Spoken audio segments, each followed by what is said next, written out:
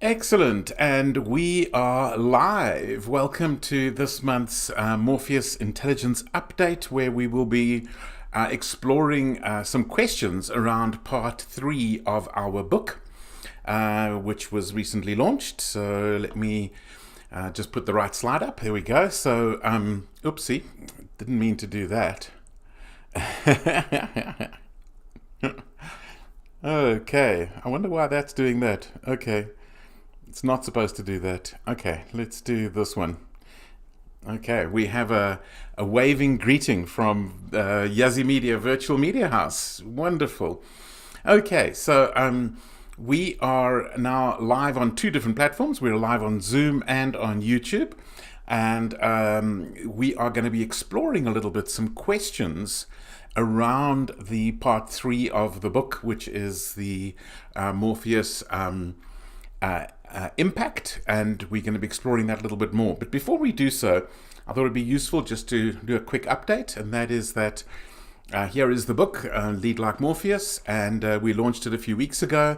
It very rapidly became a #1 bestseller on 3 platforms, 3 categories in Amazon: organizational change, communication in management, and entrepreneurship management. So we really are celebrating that. And so today what we're going to be doing is be looking specifically at part 3 of the book. We did a video on this 2 weeks ago, but today we want to do questions. So please put your questions in the chat, and then we can put them into this little strip along the bottom, and we can deal with those questions. If you'd prefer it not to be in the strip, you can say that too. And then I'll try, and then I won't embarrass you. And this applies to all platforms. I can get the comments from all platforms. So what is part 3 of the book?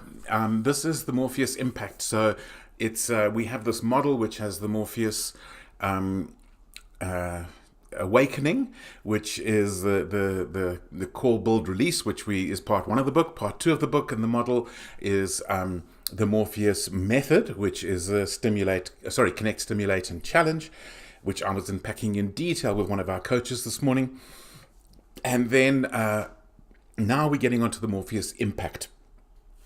So there are 3 parts to this. And I'd love to handle any questions that might come up, that might arise, that we can discuss. That's really what this session is about. So comments as well, by the way. I find sometimes the comments that people make lead to even just as good a discussion as questions. So as we go through this, feel free to make comments and to add this in. So the first part of the Morpheus impact is all about becoming conscious. Now, this is totally foundational to the impact as a conscious leader.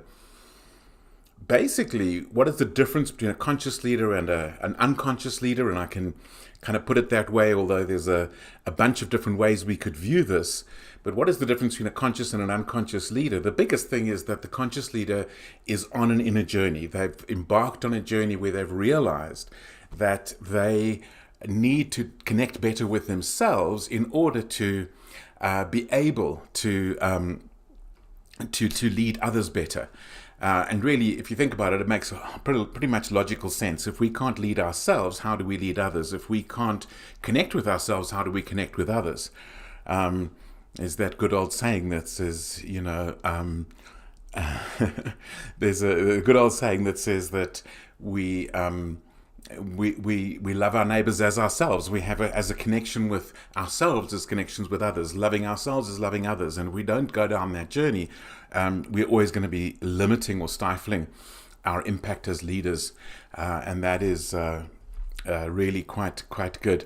What I'm just loving the way I'm playing with this new platform. So I want to throw this up here because apparently there's a popcorn yellow striped smile, which I presume is a emoji of some kind, and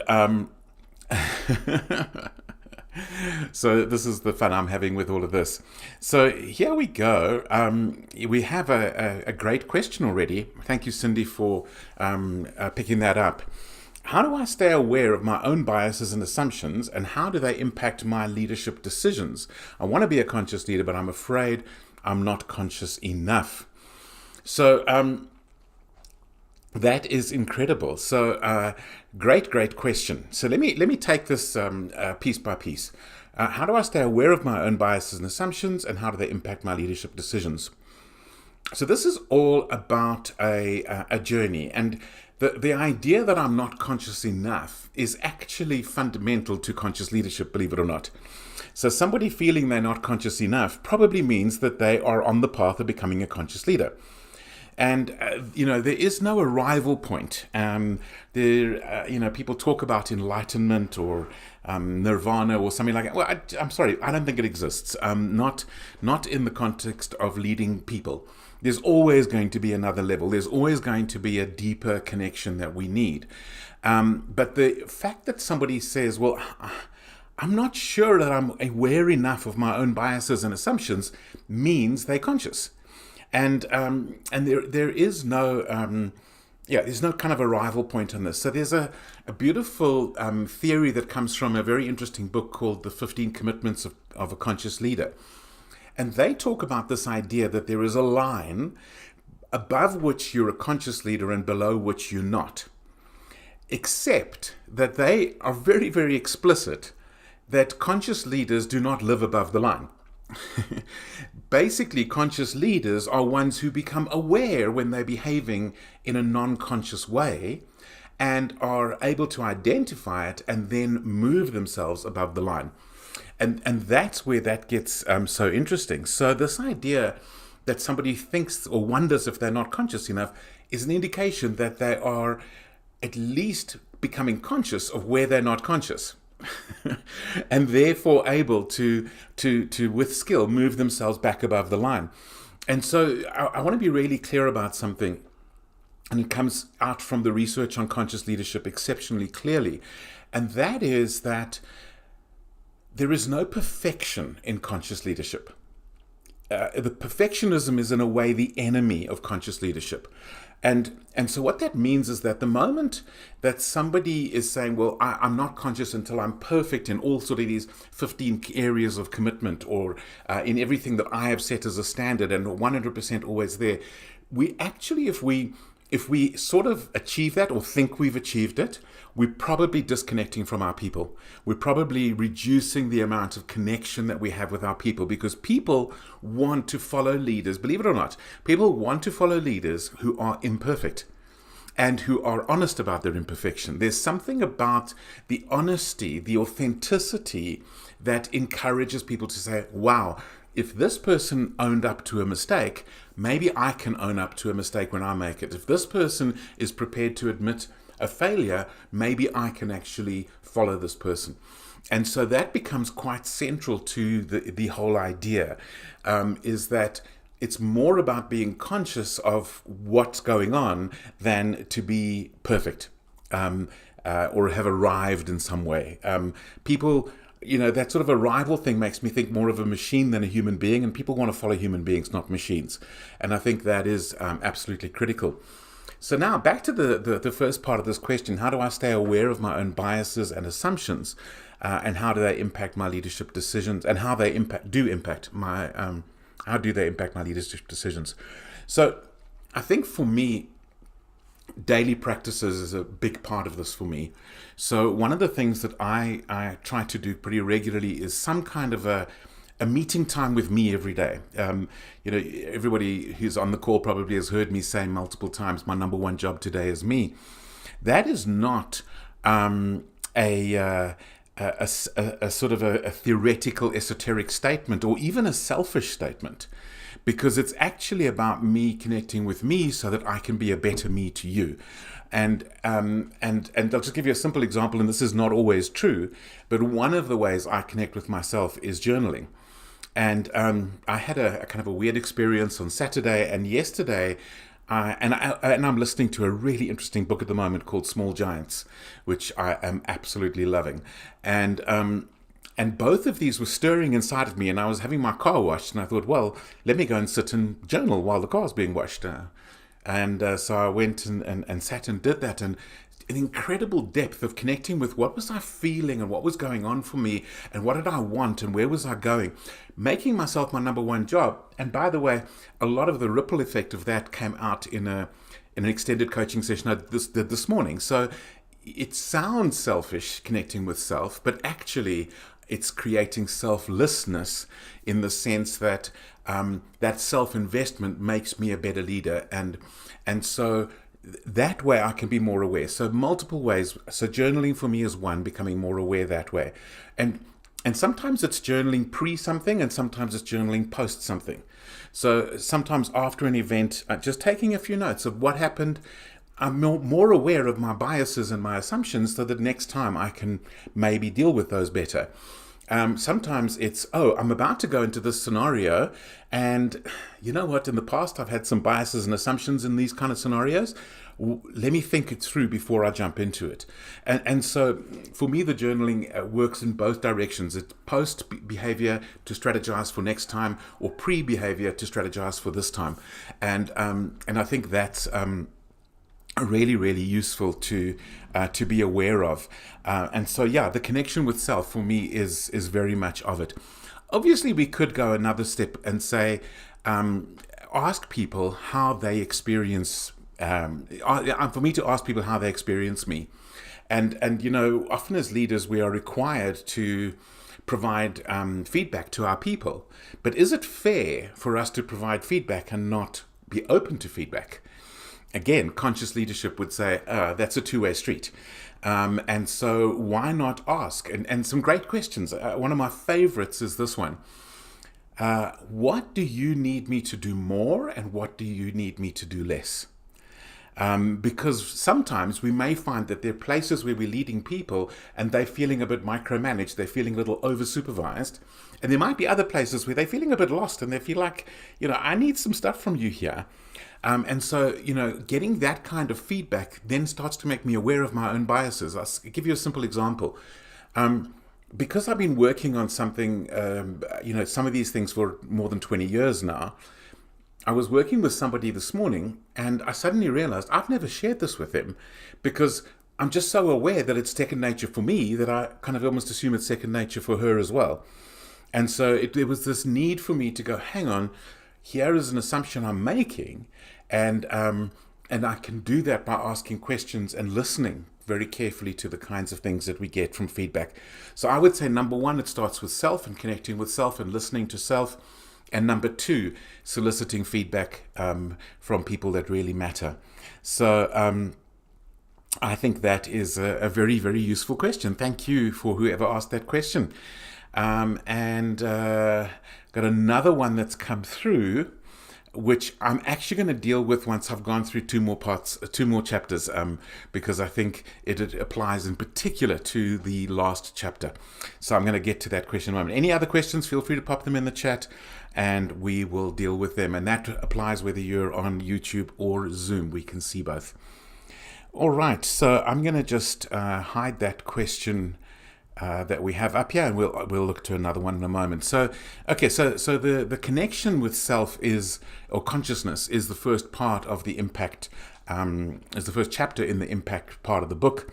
And here we are dealing with, emotional intelligence, awareness of our bodies, awareness of our emotions, awareness of our beliefs and our hearts, and of course our intelligence and our strengths and our weaknesses and all these kinds of things. And then, of course, becoming conscious of others as well, and the same for them. Their emotions and beliefs and all that kind of thing. Then the next chapter is the tenacious chapter, and you gotta love my designer when she finds photos like this for tenacity.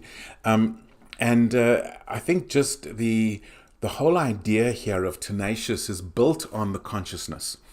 And so the consciousness provides a consciousness of purpose, a consciousness of self. That means that we have a tenacity that is not an empty tenacity. It's a tenacity that is built on the substance of what we know our inner truth is. And in fact, I'm on a whole new round of learning of my inner truth at the moment, which is fascinating, and realizing that I can rely on it. I really can rely on it. And that is very, very useful. So I think that's very, very much the sort of idea of tenacity. It's not bravado. It's not, oh well, let me just push through no matter what. Because in fact, what we talk about in the book here is that the tenacity that is sort of bravado or based on willpower actually is not sustainable. Willpower is a finite resource, and if we have to live our lives just on willpower, we actually will fail, because it's a very limited resource. And there's a whole lot of research on this that shows that the people who exhibit the highest willpower use it the least. Isn't that fascinating? Because they put all the structures and processes in place that they don't need willpower to get through the average day. And so that their tenacity is based on the substance of what they have, and they only need to explore the willpower thing on a rare occasion when it's a new situation or something unexpected that arises. And so they have the capacity, because they haven't used up the willpower.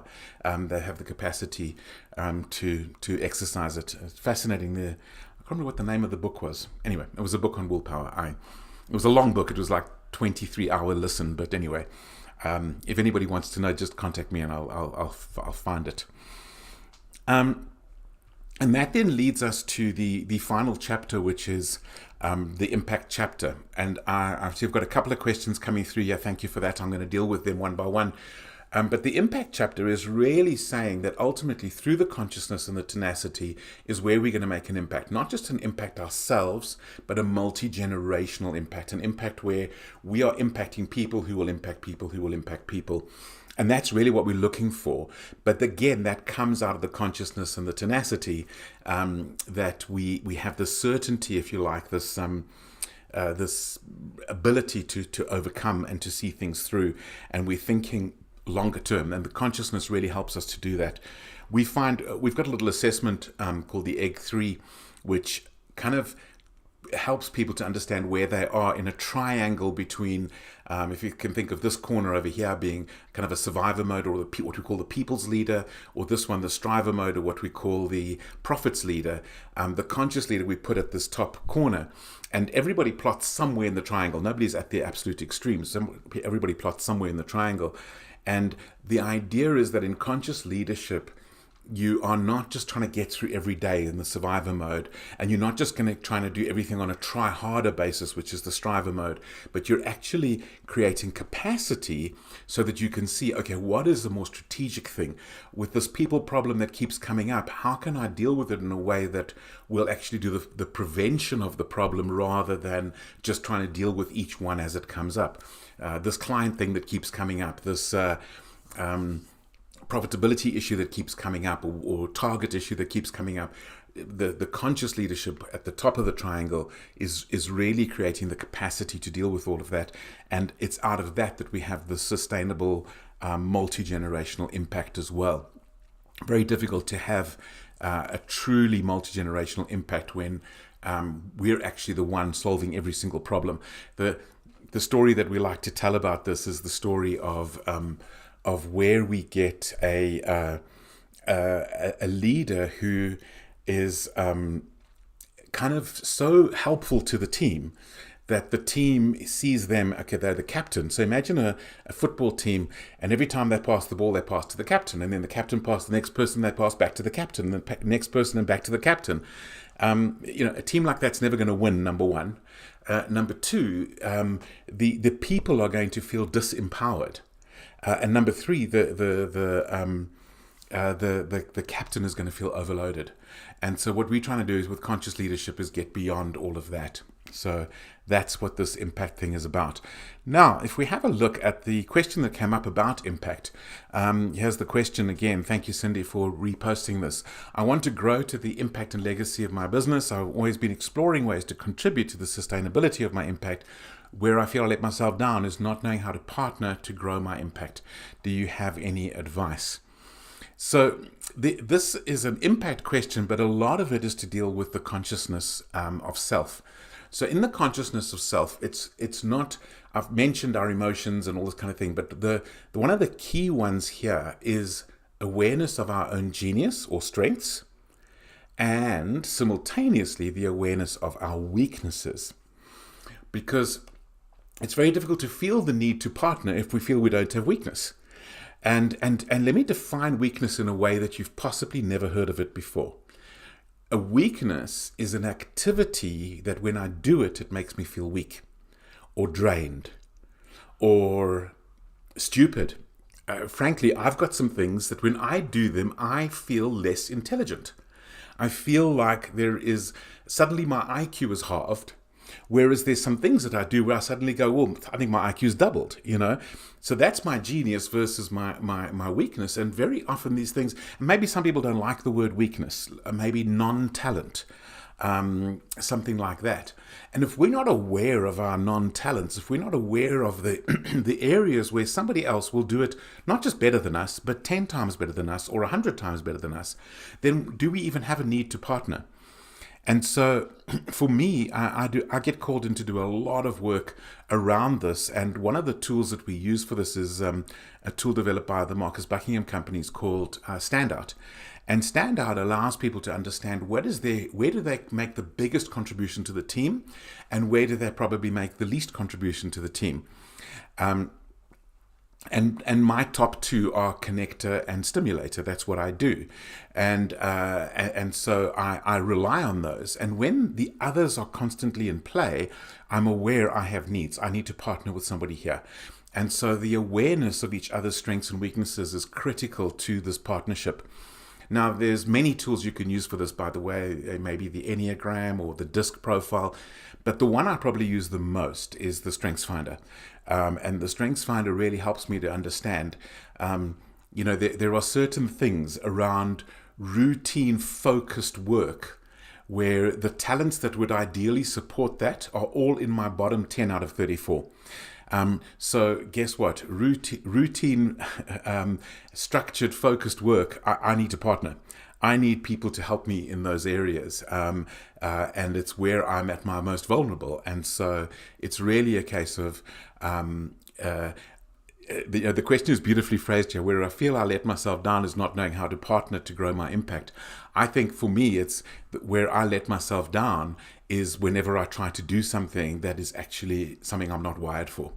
And I think that is absolutely critical. So, so my biggest advice is know yourself and then know your team, know your partners, know where you can find what. I know, for example, my best friend, so he's not in my business or anything, but my best friend, I know what his strengths are and I know where I can partner with him, and we constantly do partner, and vice versa. I know, for example, with Cindy, who's on the call here, Cindy, and has been posting these questions. Thank you, Cindy. Cindy is an absolute genius. It's something that I think if I spent a week working on it, I wouldn't do it as well as she can do it in 5 minutes. And you might think that's a really weird example, but it's just something that where she's in flow with something, and for me it's contrived and therefore mechanical and difficult and messy. And I constantly find this. So for me, partnering for genius is absolutely critical, and I need to know my own strengths and weaknesses and the people around me strengths and weaknesses too. And then of course connection. We need to be connected with them so that they can trust, because connection and trust go hand in hand, and so we can work on that together. All right, some brilliant questions. I want to get on to this one because as per usual, Bruce Wade comes in with these intriguing things. So Bruce, I'm going to try and tackle this one of yours.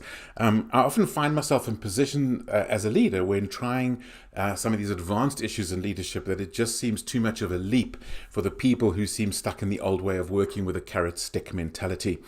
They almost seem to be waiting to be shouted at before any action is seen. How do we motivate leaders to be ready for conscious leadership? Wow, what an absolute brilliant question. And we've actually been puzzling about this quite a lot, even with some of the clients I'm working with, where the leader is starting to get there, but their next level of leadership is not. And I know that I'll give you one specific example of the CEO of a foundation who I'm working with, and he's building a leadership team of 5 others, so 6 of them with him involved as well. And it's piece by piece. There's no quick fix here. Conscious leadership, it's a slowing down to speed up. There is no sort of, it does speed up. It does go quicker once it's working, but in the working itself, it's a bit of a slowing down. And so what we did is we have a little tool here. It's called the Conscious Leadership Game Plan, and what we did is we gave every one of these, but before we got them to have a look at it, we had a combined session where we spoke about, for example, this issue of the captain of a football team.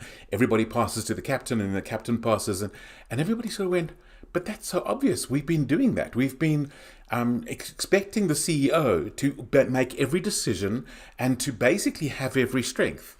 And so we talked through these two possibilities, the two components. The one is that we all have unique strengths, and we actually did the standout assessment with them and got them to understand, oh, we are all unique. Oh, there are some things that are right at the bottom of what the CEO's list is that are at the top of other people on the team. So maybe we need to start combining strengths. So that increased the awareness.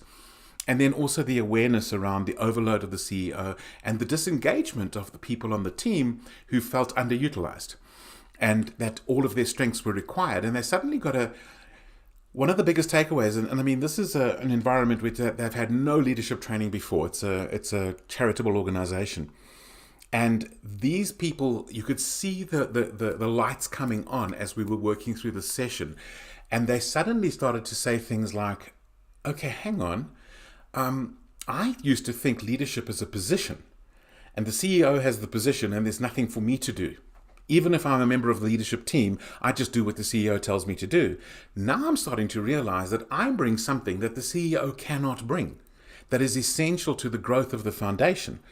And then we see the spark happening, and then the one person said to the other, and they went, wow, leadership is a skill. Leadership is a contribution. Leadership is a team. And on that basis, they suddenly woke up to all of these ideas and suddenly went, oh, wow, actually, I have a role here. I might not be the CEO, I might not be the boss, but I have a role. And take back to the football analogy, because everybody in this environment really understands football, as most people in Africa tend to do. And they suddenly went, but Lionel Messi, when he isn't the captain, he's still making decisions on the field. He's still deciding, does he go left or right? What does he do? But he's empowered to do that. But he doesn't suddenly become the captain. He's not organizing a mutiny when he's making those decisions. And they suddenly realized, oh, there's a role for all of us with this. So the whole idea of the three problems of the captain doing everything, of the captain is overloaded, the rest of the team is underutilized, and they will never win. And they suddenly realize, well, they want to win. They want to make a maximum impact on the community, and so they really woke up to this. And then the other part of the question, Bruce, that you've asked here is about the carrot and stick mentality, and I now need to wrap up in the next 2 minutes. Carrot and stick mentality just doesn't work anymore. But there are people who are still stuck with that mentality. And what we know is that carrot and stick is what we call extrinsic motivators. And the research is clear, extrinsic motivators do not work as well as intrinsic. But there is a laziness that is comfortable with that. Give me a bonus if I do this, then I'll do that and then I'll stop. Or if you do this, you won't get fired. Okay, I'll just do that and then I won't get fired. It's a very limited motivator, and it's better for people to move into this conscious leadership environment where we can connect with their personal motivation, their inner motivators. And so actually, even though it's uncomfortable for people to change, and people are much, get into comfort zones where they would rather stay there even if it's painful, the reality is it's our job as conscious leaders to coax them out of it and to show that in the longer term it's better for them, for their mental health, for their sense of purpose, for their sense of meaningful work, and so on. And so it's a gradual process, but they can be coaxed out of it, and it takes conversations to do that. So that's really what that is all about. Now, I know that we're kind of out of time, so what I'm going to do very quickly is just go back to the book and say, so that is part 3 of the book, where we talk about the impact of the sustainable impact, the bottom line impact And we've got now story after story of how it has impacted the bottom line. And if you do want to find out more about the book, it is available on Amazon. I don't know if I've got the QR code. Yes, I do. Okay, so anybody who does want to buy it, or Bruce is waving his copy there. Thank you, Bruce Wade. You can get the book on Amazon, and we would love to have... Oh, and for many of you on the call, we're looking for reviews. If we can get reviews on Amazon, we can then start to market on Amazon. But without reviews, they won't let us market. And so we're looking for Amazon reviews. And if you can't do an Amazon review because you have to have spent some money with them to do it, then please email us the review anyway, or put it onto Goodreads. And that's also very, very useful to us. So thank you very much. And I see our 30 minutes is up. So you don't have to go on the Zoom call, but I'm going to stop the broadcast, and I will see you again last Monday of July.